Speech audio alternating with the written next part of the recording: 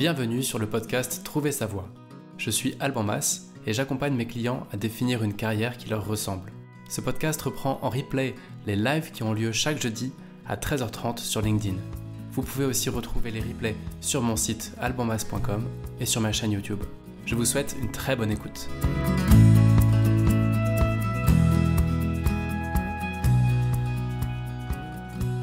Bonjour à toi et bienvenue dans ce 25e épisode des lives de Trouver sa voie. Bienvenue si tu viens de LinkedIn, YouTube et Twitch depuis peu. Et donc, je rappelle que si tu veux laisser une question, un commentaire, le mieux de côté sur Twitch. Et je me suis rendu compte en réécoutant quelques épisodes que les intros étaient trop longues. Donc, sans plus attendre, on va aller dans le vif du sujet, qui est comment on fait quand on est en train de changer de voie, quand on est en pleine réflexion pro et qu'on a une proposition ferme d'embauche et qu'on doit décider. Souvent, c'est dans la semaine ou dans les 2 ou 3 semaines qui viennent. Comment tu fais si d'un côté, tu es en pleine réflexion et de l'autre, tu reçois une offre sur ta table? Alors pourquoi ce sujet? Parce que, déjà ça va avec notre dernier épisode qui était la checklist. Si tu l'as pas encore écouté, je t'invite à aller faire un tour. On avait fait une checklist de 7 questions à se poser avant de savoir si un boulot est bon pour toi ou pas.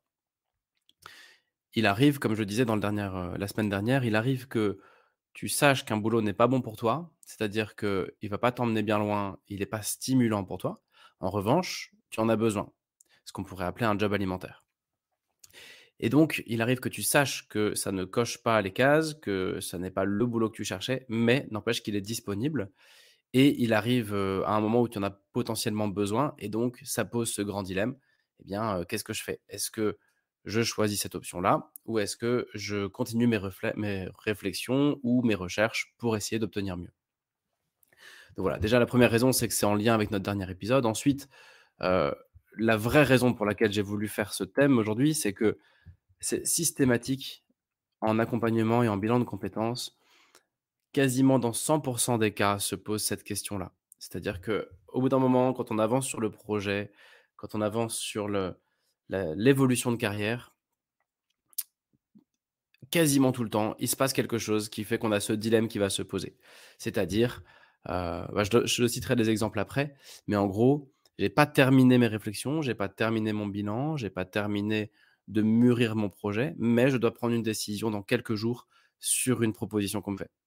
Et j'irai dans le détail après sur les cas de figure qu'on peut rencontrer.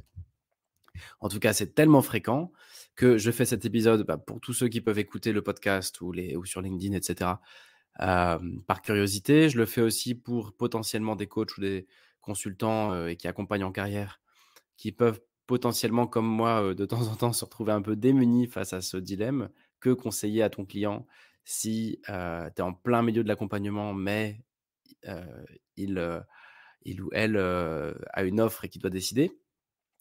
Et puis une autre raison pour laquelle je voulais faire cet épisode, c'est que encore une fois, c'est une bonne nouvelle. On te propose un boulot et le truc, c'est que ça nous met dans une forme de dilemme qui peut être un peu, inquiétant, qui peut nous empêcher de dormir, alors qu'à la base, c'était une bonne nouvelle.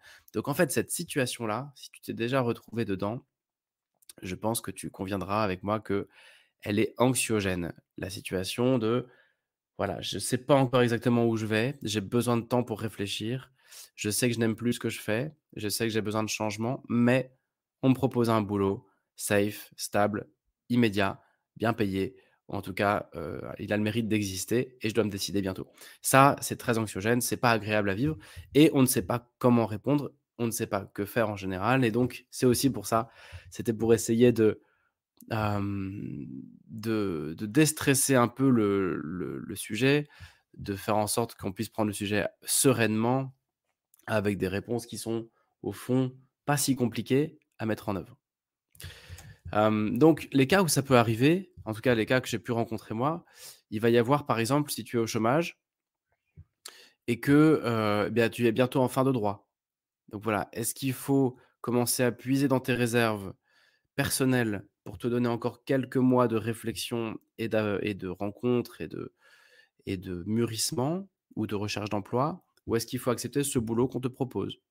Encore une fois, hein, dans tous les cas que je vais citer, on part du principe que ce boulot qu'on te propose, il ne te convient pas. Tu sais déjà qu'il ne te convient pas. Son seul mérite, c'est d'être rassurant et d'exister. Enfin, ses 2 seuls mérites. Donc dans ce scénario-là, hein, sinon il y a pas de sujet évidemment. Si ce boulot te convient, parfaitement, il y a pas de débat. Ici, on fait un épisode sur: j'ai un boulot qui ne m'attire pas, mais qu'on me propose, et à côté de ça, je ne sais pas encore ce qui m'attire, j'ai pas encore fini mes réflexions ou ma recherche d'emploi vers ce qui m'attire. Donc premier cas, comme je disais, tu es au chômage, tu as besoin de travailler parce que tu arrives bientôt en fin de droit, et la question: «Est-ce que, je continue? Est-ce que je me mets un peu financièrement à risque?» Sachant que déjà le chômage, c'est pas une situation très confortable. Mais est-ce que je me redonne encore quelques mois où je prends dans mes réserves? Est-ce que je vends un de mes apparts si j'en ai acheté? Est-ce que je me mets vraiment en difficulté ou pas? C'est une question qui peut se poser. Autre cas de figure, ou est-ce que, pardon, je réduis mon train de vie encore plus pour tenir un peu? Est-ce que j'emprunte de l'argent à des amis ou à mes parents pour tenir un peu plus? Voilà, c'est un dilemme pas évident à vivre. En général, dans ce cas de figure, on prend toujours le job. Il peut y avoir un autre cas de figure aussi, c'est: je suis en poste, ça c'est très fréquent aussi. Je suis en poste, j'en ai vraiment ras-le-bol, je suis à 2 doigts du burn-out, voire je suis déjà en burn-out, voire en arrêt maladie, enfin voilà, ça va pas. Clairement, ça va pas, c'est une impasse. Je suis en train de préparer une rupture conventionnelle. Je suis en train de, enfin en tout cas dans ma tête, je suis déjà décidé à demander une rupture conventionnelle ou à démissionner. J'en peux plus de ce que je fais, mais d'un seul coup, heu on vient me voir et on me dit: «Bah, voilà, on te propose une évolution dans un autre service avec d'autres chefs, d'autres équipes sur d'autres projets», et donc à la fois, ton boulot ne te plaît plus, et à la fois on te propose, un peu comme le gars derrière moi, c'est pour ça que j'ai pris cette image: «Reste un peu, on a quelque chose pour toi». Donc ça, c'est un dilemme très inconfortable aussi. Il y a une variante de ce truc-là qui est d'être débauché par la concurrence. Je fais un métier qui ne me plaît pas, j'en ai marre, je suis vraiment décidé à changer de voie. Dans mon boulot, ça va pas, et un concurrent me chasse, me rajoute quelques milliers d'euros par an sur mon brut, et me propose, comme le gars encore une fois derrière moi, pour une liasse de billets, de rester encore un peu plus. Bon, ça, c'est aussi un cas très fréquent, et puis le cas, que je rencontre moi le plus évidemment en faisant des bilans de compétences, c'est donc: je suis en plein milieu de mon bilan, je sais que je n'ai pas encore de projet, ça va me prendre encore un mois et demi, 2 mois pour pondre mon projet professionnel et commencer à travailler ce projet, mais dès maintenant, on me fait une proposition. Notamment, en interne. C'est très fréquent que quand vous commencez à sortir un peu du bois, quand tu commences à dire à tes chefs que ça va pas, que tu fais un bilan de compétences, très, très souvent, ce qui se passe, c'est: «OK, est-ce que tu resterais si on rajoutait un peu de salaire? Est-ce que tu veux pas changer de chef, changer de service?» Parce qu'en fait, les boîtes, ont peur du turnover, à raison, ça coûte très cher. Quand on a un talent, on veut le garder, et donc souvent, quand tu vas sortir du bois pour dire: «Voilà, ça va pas», très, très souvent, j'observe que, voilà, les RH, les managers vont essayer quand même de te proposer des alternatives pour rester. Donc ce qui peut d'ailleurs être un peu frustrant, c'est de se dire: «Mais attends, depuis tout ce temps, depuis tout ce temps-là, je suis pas très bien, je me sens mal payé, je me sens pas, je m'éclate pas, et c'est maintenant que je vous dis que je vais partir que vous me proposez quelque chose». Oui, c'est souvent comme ça, c'est un peu le c'est un peu le jeu. Puis il y a aussi un cas de figure où la situation est tellement toxique, soit, toi tu es tellement plus à la bonne place et ça se voit, soit, l'entreprise est tellement en train de partir en vrille et ça se voit que, en gros, il y a un consensus sur le fait que là, il y a pas d'avenir possible.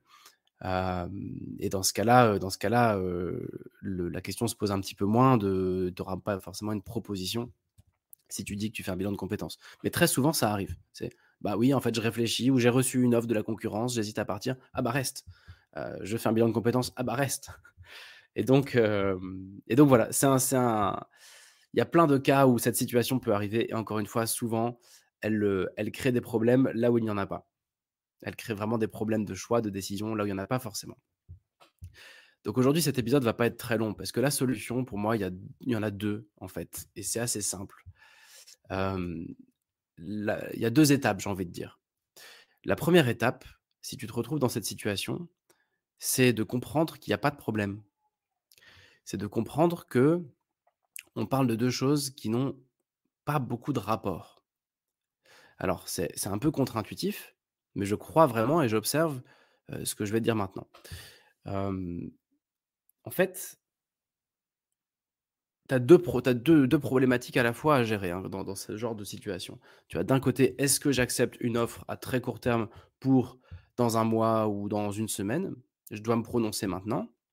Ça, c'est le ici et maintenant. Et tu as une autre problématique qui est: qu'est-ce que je veux faire de ma vie? Qu'est-ce que je veux faire comme carrière? Comment faire évoluer ma carrière vers potentiellement une reconversion ou juste une évolution? Changer de métier, changer de secteur, changer les 2 à la fois. Voilà, toute une réflexion long terme sur qui tu veux être, qu'est-ce que tu veux devenir et à quoi tu veux être payé. Comment construire une carrière qui te rend heureuse ou heureux. Et les 2 sujets sont en silo, pour plein de raisons. La première raison, elle est temporelle. Hem, il y a d'un côté une réponse que tu dois fournir dans, quelques jours et de l'autre, il y a une réflexion qui va te prendre quelques années. Parce qu'il ne faut pas se leurrer, pour trouver sa place, pour construire ton projet professionnel, ça ne se compte ni en jours, ni en semaines, ni même en mois la plupart du temps. Même si tu sais où tu vas, ça va prendre plusieurs mois, voire plusieurs années pour y aller. Donc si tu sais pas exactement où tu vas, pars du principe que c'est un travail de longue haleine. Donc, et ça je le dis beaucoup sur ce micro, parce que c'est vrai tout simplement que ce qui est durable se construit lentement et si tu veux faire une évolution durable dans ta carrière, ça va prendre beaucoup de temps à organiser, à préparer et voilà. Et encore une fois, je reçois beaucoup de clients, quasiment 20 qui arrivent après une reconversion et souvent, quand je leur demande ce qui s'est passé, c'est: «Bah, je suis allé trop vite. J'ai fait un move un peu trop en surface. Je suis pas allé assez au fond des choses et cetera. Je me suis pas laissé le temps, j'ai pas exploré, j'ai pas testé ce métier». Ils ont voulu aller trop vite et on est très pressé. Et donc mon point ici, c'est de dire: tu as 2 temporalités qui n'ont rien à voir. Tu as le ici et maintenant, qu'est-ce que je fais? Et tu as qu'est-ce que je vais devenir dans 1 an, 2 ans, 3 ans, 10 ans, 30 ans? Qu'est-ce que je vais faire de ma vie? Et donc, puisque ce sont pas les mêmes temporalités, tu peux pas mélanger les 2 en fait. Et d'ailleurs, ça sert à rien de mélanger les 2. Et je vais essayer de prouver pourquoi en fait il y a pas de sujet, pourquoi il y a pas de problème. Hem, J'accompagne des personnes et je pense que tous les coachs pourront le dire, qui ont un boulot énorme avec beaucoup de responsabilités, qui ont, de nombreux enfants parfois et qui trouvent le temps d'avancer dans leur, parcours, dans leur projet, dans leur bilan et qui trouvent le temps de construire pas à pas la suite de leur carrière. En gros, des gens qui, trouvent pas plus qu'1 heure ou 2 heures par semaine, mais qui avancent à pas de géant. Et de la même façon, on trouve aussi des personnes qui sont au chômage, donc c'est-à-dire qui ont en gros, beaucoup de temps, pas une situation très confortable, mais beaucoup de temps et qui n'avancent pas et qui bloquent et cetera et qui procrastinent et qui sont coincés. Et donc en fait, que tu sois en poste ou que tu sois pas en poste, ça change rien du tout par rapport à ce long cheminement et ce lent cheminement que représente l'orientation, que représente le l'affinage de qui tu es avec quelle carrière te convient. Trouver le boulot idéal, encore une fois, ça va te demander de la résilience, ça va te demander des petits pas, semaine après semaine et c'est comme ça que tu vas construire ton parcours. Et donc, que tu sois dans ton boulot actuel, que tu sois au chômage, que tu changes de boulot, que tu sois dans un hamac à Bali avec ton ordi ou que tu sois, indépendant, à créer ta micro-entreprise, en fait, ça change rien au sujet. Le sujet, c'est comment tu avances semaine après semaine pour construire une vie qui te rend heureux, construire une carrière qui te rend heureux et encore une fois, ça se compte en années. Et donc, bah, savoir si tu prends ou pas ce job, moi, en tout cas, quand ça arrive à mes coachés, bah, je leur dis: «Beh, est-ce que tu as envie de le prendre? Oui? Non? Bah, alors vas-y ou n'y va pas». Mais ça ne change absolument rien à tous les outils qu'on va mettre en place, tout le cheminement qu'on va mettre en place, toute la méthodologie qu'on va mettre en place. La seule chose que potentiellement ça peut venir changer, c'est ton équilibre à l'instant où on parle. C'est-à-dire que peut-être que si tu n'acceptes pas ce job, tu vas stresser, tu vas manquer d'argent, tu vas pas être bien, tu n'auras plus de droits ou et cetera, ou tu vas pas être bien dans ta tête et du coup, tu seras dans un mauvais équilibre pour faire tout ce chemin qu'on doit faire tous les 2. À l'inverse, peut-être que si tu acceptes ce job, tu vas être surchargé à fond, tu vas être tellement mal ou tellement, stressé ou tellement pressurisé que tu auras plus le temps du tout, même plus 1 heure par semaine, pour faire ce chemin qu'on doit faire ensemble.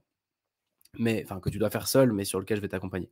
Mais en gros, ce qu'il faut comprendre, c'est que, voilà, ça change rien encore une fois que tu sois dans un poste A, B, C ou D, que ce soit une évolution, que tu aies gagné un peu de salaire ou que tu en aies perdu. Tout ça, ça change rien à ton cheminement de fond. Les 2 projets sont en silo. Heu, j'ai pas enfin, j'ai plein d'exemples, des dizaines et des dizaines d'exemples à exprimer, mais je pense qu'une métaphore serait plus parlante. En fait, hem, imaginons que ton projet, ce soit d'avoir une vie plus saine. Imaginons que, comme moi, tu as une vie un peu de patachon, tu fumes, tu manges pas spécialement sain, et tu fais moins de sport que ce que tu voudrais faire. Bon, ça, c'est ta situation de départ. On va dire ça, si je file un peu la métaphore, ça, c'est ton travail actuel. Tu es dans une voie qui ne te convient pas. Voilà, tu vis, ça le fait, mais il y a quelque chose qui ne te convient pas. Et donc tu décides au fond de toi de trouver un jour un boulot qui te convient, qui te rend parfaitement bien, parfaitement heureuse ou heureux.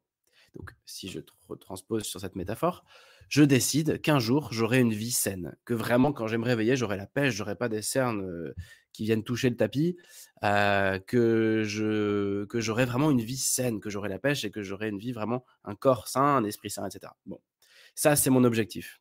Une vie plus healthy, plus saine.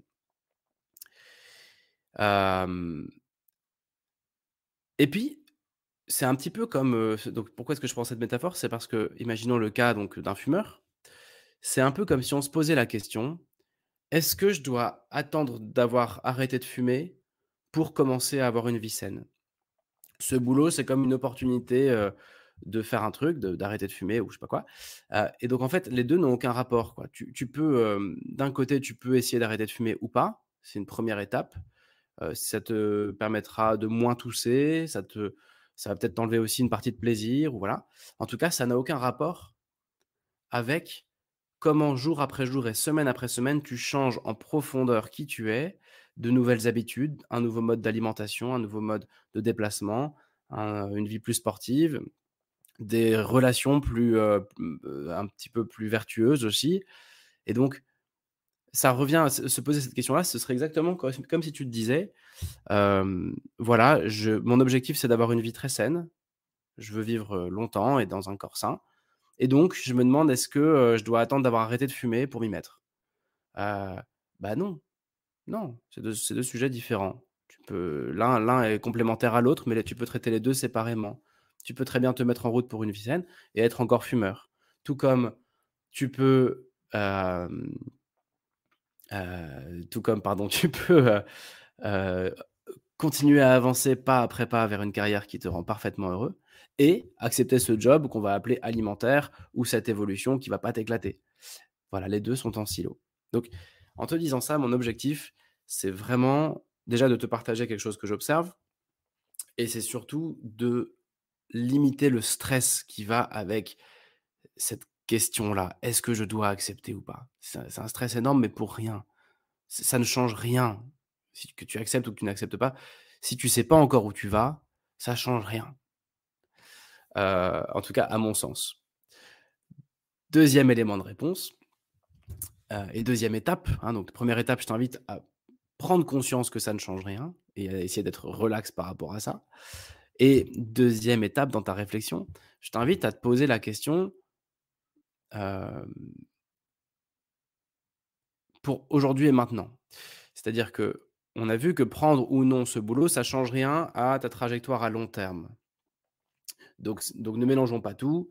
Ton orientation, ta reconversion, ton évolution, tout ça, c'est un autre sujet que tu traites à part en avançant semaine après semaine. Donc, comment répondre à ici et maintenant, en fait? Tu as cette offre-là, il faut savoir si tu réponds ou si tu réponds pas, si tu dis oui ou si tu dis non. Eh bien, je t'invite à faire le point sur ici et maintenant. Est-ce que pour le mois qui vient, pour les 3 mois, pour les 6 mois qui viennent, ce job, il est bien pour moi?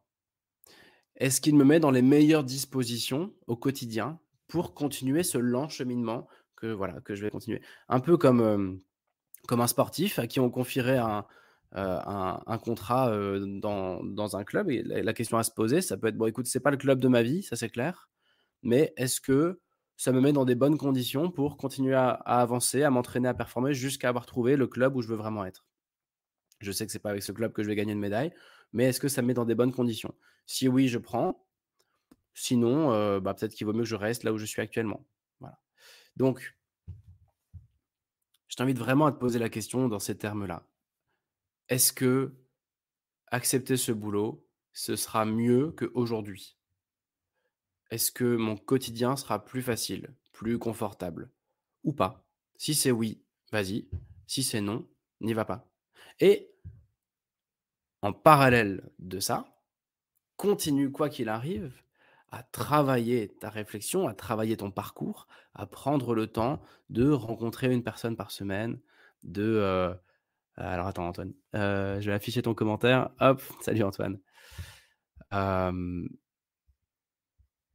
Exactement, ouais, ouais, bien sûr, je vais y venir, Antoine nous dit, «À moins qu'il y ait de la souffrance au travail», par exemple, si un bilan de compétences est envisagé, être, en poste, accepter un nouveau job, ça emmène, un environnement finalement sécurisant pour mener une réflexion sans le caractère d'urgence, mais faut pas qu'il y ait de souffrance au travail, quoi. Et c'est vrai, je suis d'accord avec toi Antoine, il y a plein de cas, il y a plein de cas où les boulots sont devenus toxiques. Mais c'est la même question en fait, de quand il pense. C'est: «Est-ce que ce boulot-là, il est mieux pour mon quotidien?» S'il est toxique, la réponse est non. S'il est pas toxique, la réponse c'est peut-être. Hem Et puis pareil, est-ce que faire une rupture le truc que je rencontre souvent, c'est, on fait une rupture conventionnelle, comme ça je vais pouvoir respirer. Bah, 1 fois sur 2, oui, la personne va respirer. Elle avait besoin de ça, son boulot était devenu toxique. Une fois sur 2, bah, en fait, le boulot était pas si toxique et ça change rien. Heu, le temps qu'elle a en plus, grâce au fait d'avoir fait une rupture, elle ne l'utilise clairement pas à réfléchir à sa carrière. Donc en fait, les 2 existent, quoi. Il y a pas de réponse toute faite. Ça dépend de quoi tu avais besoin, en fait. Est-ce que tu avais besoin de quitter un boulot qui était devenu toxique? Est-ce que tu as besoin d'argent? Est-ce que tu as besoin de te rapprocher géographiquement de quelqu'un? Est-ce que tu as besoin de te reposer? Parfois juste alors ça va peut-être être pas un peu choquant ce que je vais dire là, mais parfois être au chômage et se reposer, c'est nécessaire et ça fait du bien. On prend pas assez de recul dans nos vies et on a rarement l'occasion de le faire.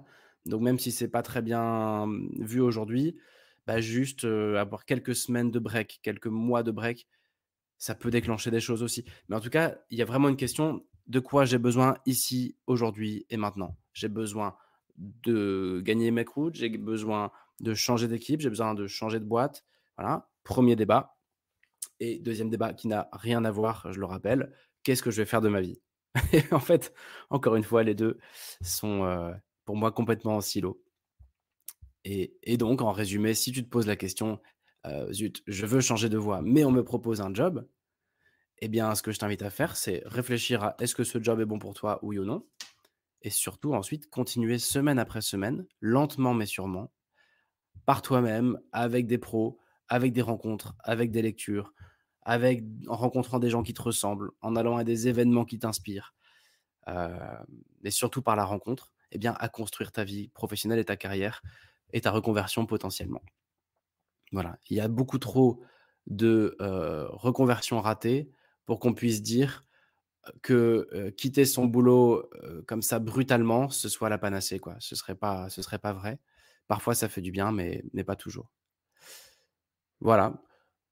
Je crois que pour aujourd'hui, je vais m'arrêter là, mais je voulais apporter un regard là-dessus donc bah, hésitez pas. Merci Antoine pour ta contribution, hein. En effet, Antoine nous disait que la souffrance au travail vient changer beaucoup de choses dans ce questionnement-là. Mais tu vois, Antoine, je repense à ce que tu as écrit, hésite pas à commenter derrière.